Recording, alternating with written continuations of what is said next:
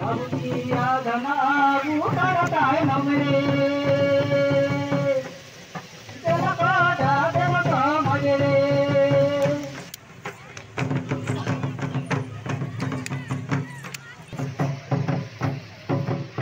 istaka kali adana hingsa dia abu jungela ka gatika bimar sono abu istaka kali adana hingsa dia abu jungela ka gatika bimar sono abu dela ka da dela ka majre samadhi dia abu dela marangre dela ka da dela ka majre dela ka da dela ka majre samadhi dia abu dela marangre dela ka da dela ka majre dela ka da dela ka majre dela ka da dela ka majre dela ka da dela ka majre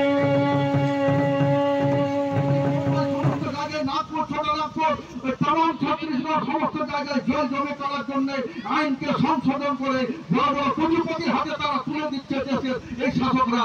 আর এই মানুষগুলো যারা দেশের জন্য জীবন দিলেন, বিরোধী বাংলা থেকে শুরু করে তাদের তিলকামাঝি বাবা তিলকামাঝিরা জীবন দিলেন, পীড়িতের মধ্যে হাজার হাজার মানুষরা আজকে বিদ্রোহ ফেলে করলেন, জীবন দিলেন, কোরবানি করলেন, তাদেরকে ভুলে গিয়ে তাদের জল জমি দখল চক্রান্ত করে তুলে দেওয়া হচ্ছে। আর এই সুপ্রিম কোর্ট যেমন সুপ্রিম কোর্ট একটার উপর এক রায় দিয়ে দিচ্ছে, রাম জন্মভূমি নাকি এইটা হয়ে গেছে, এইরকম বললো এরকম বললো বলে ওই বাবরি মসজিদটাকে তুলে দেওয়া হলো। আচ্ছা তুলে দিল, এরপর অন্য জ্ঞানবাপী মন্দির তুলে দেবে। এরকম বললো যে হ্যাঁ আদিবাসীদের জন্য জঙ্গল জল জমি জঙ্গল দেওয়া হচ্ছিল, কিন্তু ওরা জঙ্গল কেটে খরগোশ মারছে, হরিণ মারছে, সুতরাং ওদিকে জঙ্গল শিকার করতে দেওয়া হবে না। সুপ্রিম কোর্ট একটা অর্ডার দিল 25 লক্ষ আদিবাসীকে জঙ্গল থেকে তাড়িয়ে দেওয়া হবে। তাহলে কার কোথায় যাবো? তাহলে এখানে অনেক আদিবাসী মানুষরা, নিপীড়িত মানুষরা আইন পড়াশোনা করি না, অত বেশি লেখাপড়া জানি না, আমরা সাদা সরল মানুষ, আমরা তাহলে ভারতের বাইরে তাহলে পাকিস্তানে আশ্রয় যাবো, না চীনে যাবো, না নেপালে যাবো? আপনাদেরকে তৈরি করতে হবে আগামী দিনে। আর ওই বাড়াবাড়ি এলাকাতে কোনো জমি যদি দখল করে নিতে চেষ্টা করে, হয় শান্তিপূর্ণভাবে প্রশাসনিকভাবে বিএলআর থেকে এসডিও থেকে সমাধান হবে, না ওই লড়াইয়ের জন্য আমরা প্রস্তুত হবো। এই ঘোষণা করে আমি আপনাদের সামনে আর দীর্ঘ সময় ধরে বক্তব্য রাখতে চাই না, এইটুকু বলে আমার বক্তব্য শেষ করছি। জয় হিন্দ, জয়।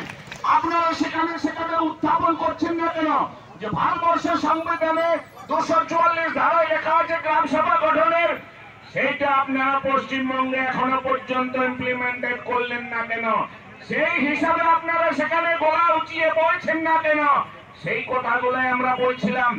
পশ্চিমবাংলা আপনারা জানেন, যেখানে যেখানে আদিবাসী অধ্যুষিত এলাকা আছে সেখানে প্রত্যেকটা জায়গায় আমাদের সংবিধান ক্ষমতা দিয়েছে যে একটা গ্রাম সভা গঠন করতে হবে।